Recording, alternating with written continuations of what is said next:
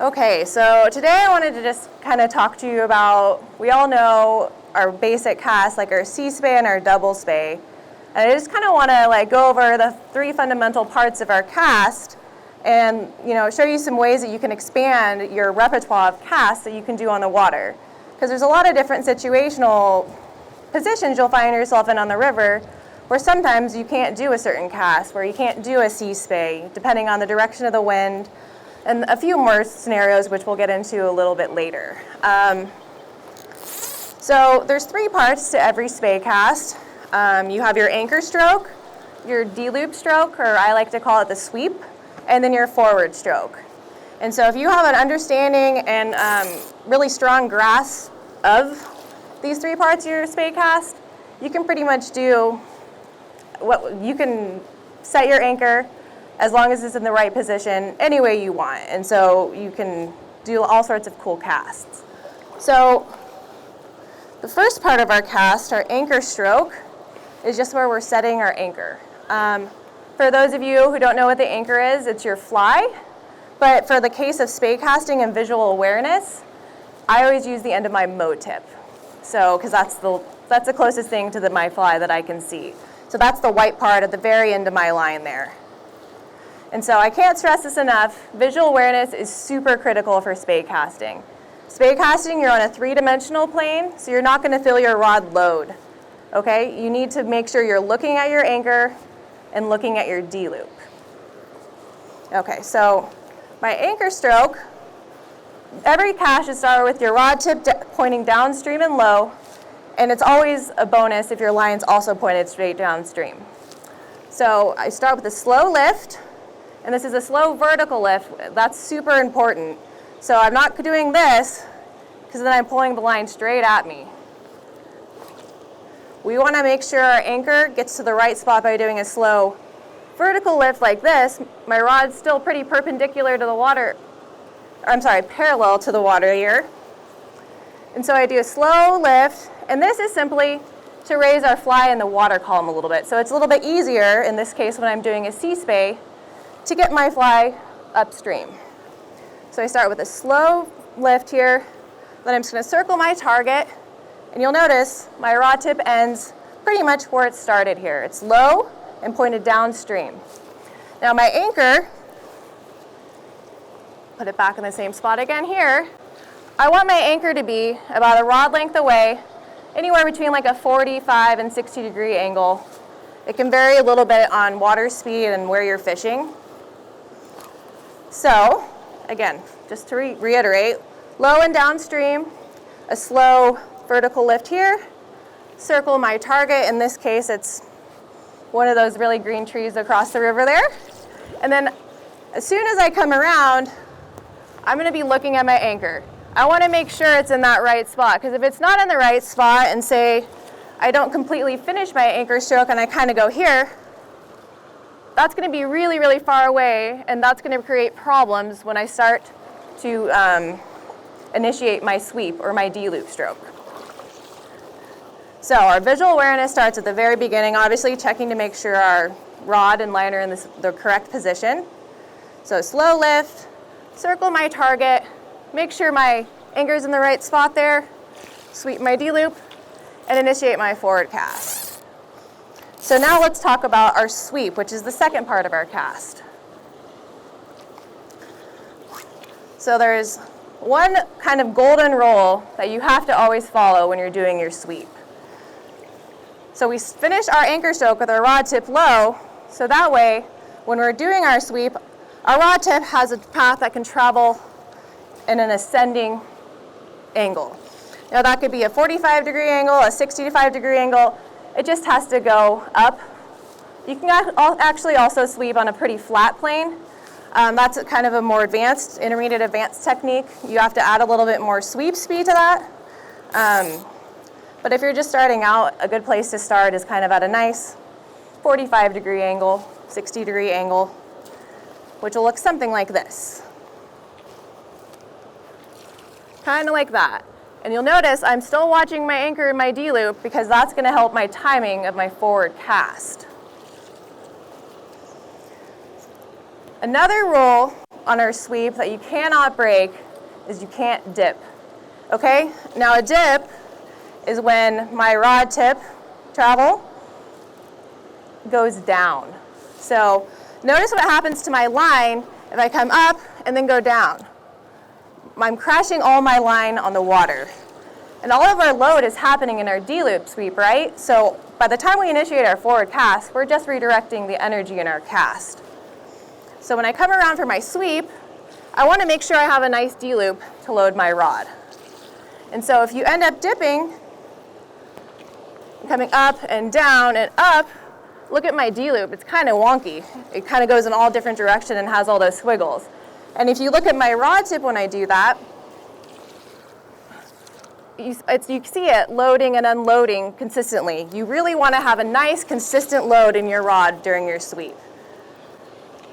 And you can achieve that just by a nice, easy upward angle. That wasn't a very good one, but okay, so I come here, sweep my D-loop, and initiate my forward cast.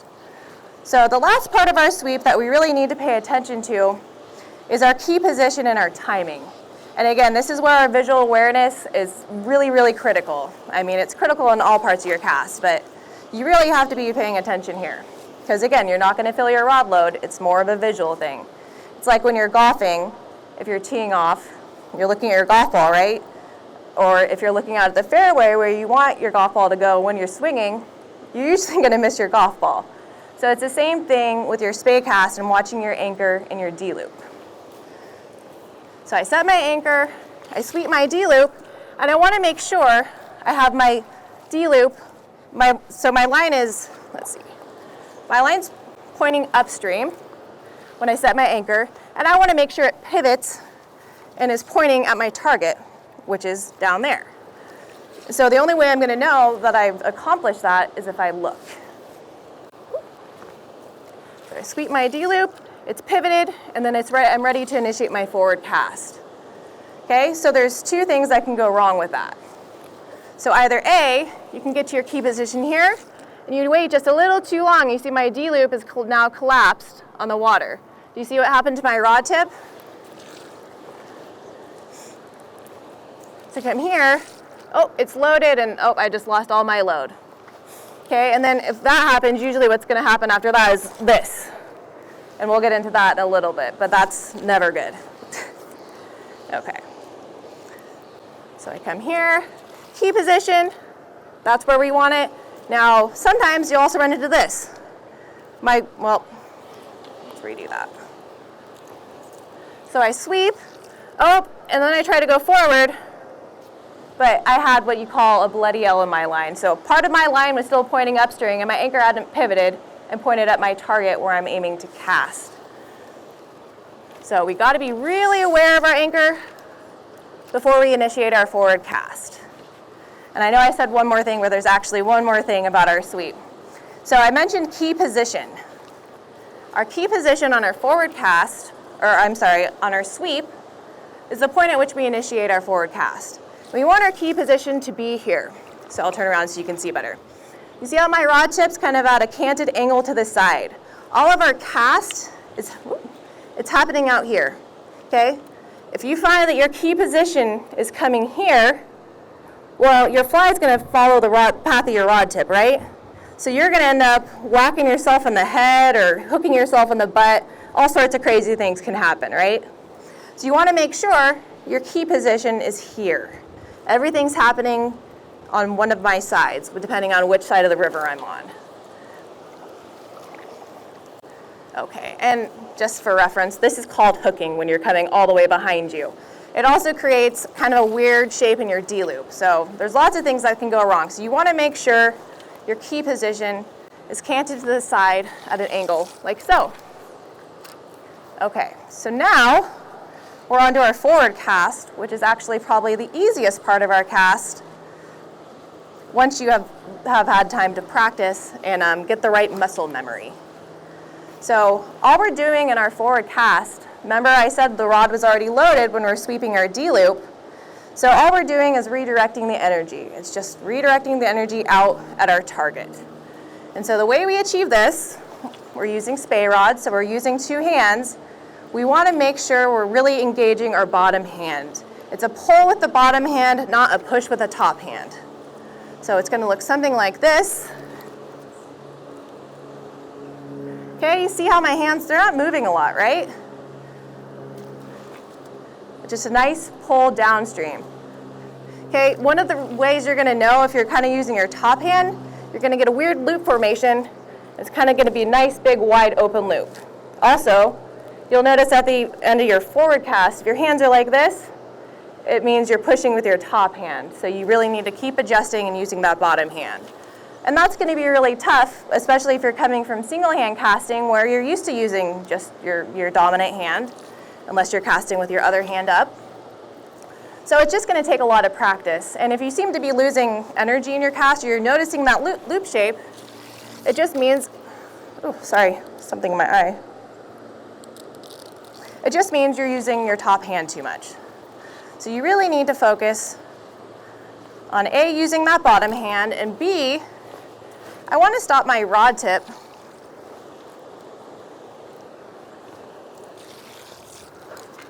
at about that angle. So again, about that 45-degree angle-ish.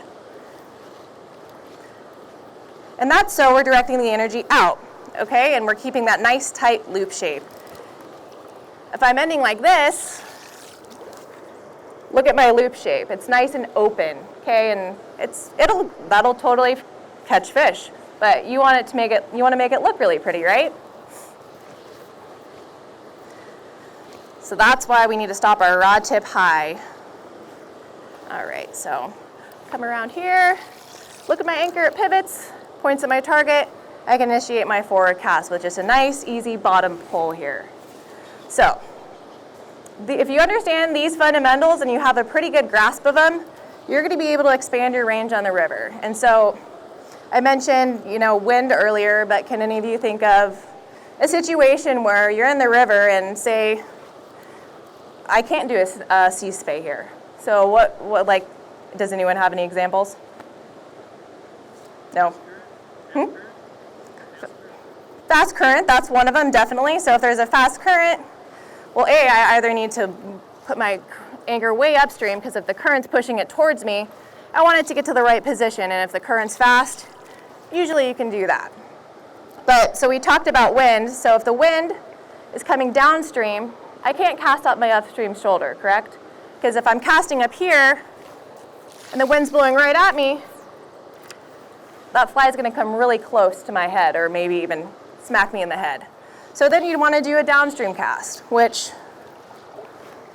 if you don't know how to do it, it's going to be kind of a problem. So as long as you understand, okay, same principles here. I just need to have a slow lift. My rod should be still finishing low and parallel to the water. My anchor stroke, this is a cack-handed double spey. My anchor should be about a rod to rod and a half length away from me at a 45-ish degree angle. Here, I sweep my D-loop, watch my anchor, and initiate my forward cast with that nice pull with my bottom hand. Okay? So,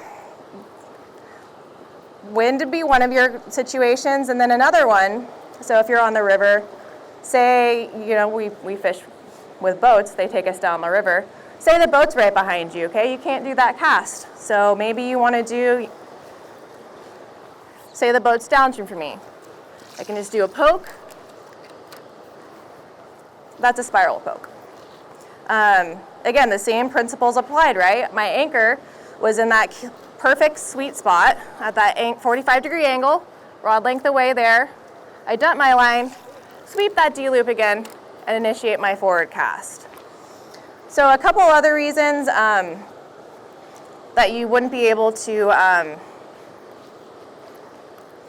do an upstream cast or a downstream cast, you just run into a lot of different situations. It could be wind, it could be current, it could be an obstacle in the water, it could be something behind you, maybe like there's a big tree behind you, the boat's behind you. So you want to have a lot of options in your cast. And as long as you're understanding those three fundamental parts of your spey cast, you can definitely, you have more range on the water. So another situation would be actually for angling and fishing. So depending on the angle you're casting in the river, that depends on how your fly is going to fish, right? So if I cast more perpendicular here, I'm going to get a little bit faster swing if I don't mend it. So my fly is going to swing faster, and it's going to be a little bit higher in the water column, right? But the easiest way to achieve actually an angle change in my cast would have been just to do a downstream shoulder cast, right? So instead of having to shift my body position like this, I can stay here and I can just do a downstream shoulder cast, like so. So that was a snake roll, and it looks like Simon was doing those earlier. And again, understanding those fundamentals will help you if you're trying to learn. We're not going to get too much into touch and go casting with this one, but if you're trying to learn, it's really hard to get your anchor in that right spot. So that's a little too high, but if I dump my line and pay attention to my anchor, it gets to that perfect spot. I can still do a poke and then sweep and initiate my forward cast, and then you're fishing again. So instead of when you're learning how to do a touch and go cast, so you're learning how to do touch and go cast, and then you go to set your anchor. Oh, too high, not quite right. You can just dump your line, sweep, and then initiate your forward cast, and then keep on fishing. So it takes less time. It takes less time than having to do a roll cast down and start all over again. Another cool cast that is always fun, because another reason why having a big repertoire of casts is super fun is, well, you can like impress your buddies on the river. And then if you're going through a huge long run, like I was just up on the Skeena, and you have like 500-meter long runs, I mean, if you're doing just like a snap tee all day long, like it's kind of boring, right? Like you want to like be cool and impress your buddies, so you can do casts like this where I'm going to bring my anchor down right here, same thing, sweep my D-loop, and initiate my forward cast, right? But that looked like super cool. Because as long as you understand where your anchor needs to be, what your sweep needs to be doing, and what your forward cast needs to be doing, you can pretty much get your anchor to the correct spot any way you want, and you can make it look super cool. Like you could do behind the back cast,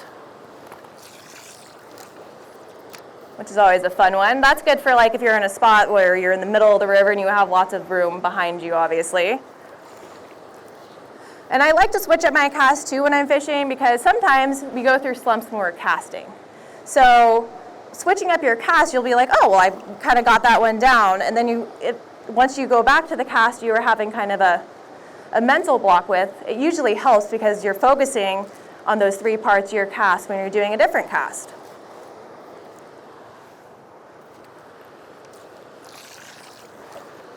So that's a single spay poke. So my anchor wasn't in the right position when I went to go do my single spay, which is a touch and go cast.